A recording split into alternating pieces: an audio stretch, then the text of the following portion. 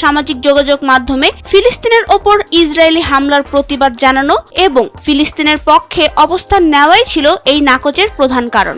এ নিয়ে তার স্পষ্ট বক্তব্য, যে দেশে যাওয়ার জন্য সোশ্যাল মিডিয়ায় ফ্রি প্যালেস্টাইন লিখতে পারবো না, সেই দেশে আমার যাওয়ার প্রয়োজন নেই।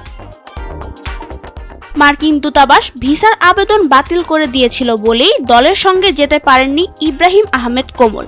রক মেটাল ব্যান্ড ওয়ারফেজের 4 দশক পূর্তি উপলক্ষে 2024 সালে আয়োজিত 40 ইয়ার্স লিগেসি কনসার্ট ট্যুরে অনুপস্থিত ছিলেন ব্যান্ডের প্রতিষ্ঠাতা সদস্য এই গিটারিস্ট। তখন অসুস্থতা ও পারিবারিক কারণের কথা শোনা গেলেও সম্প্রতি কোমল প্রকাশ করেছেন আসল সত্য।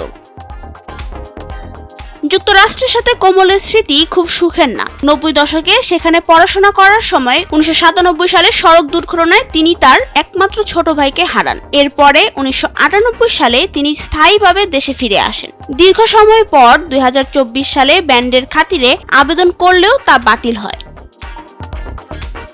চলতি বছর গ্রীষ্মে ওয়ারফেজের পুনরায় মার্কিন সফরের কথা থাকলেও কোমলের অংশগ্রহণ অনিশ্চিত। তবে এতে তার কোনো আক্ষেপ নেই। তিনি মনে করেন 90 দশকে সেই চেনা আমেরিকা আর নেই। কিন্তু এত কিছুর পরেও নীতি ও আদর্শের প্রশ্নে কোনো আপোষ করতে রাজি নন এই রকস্টার।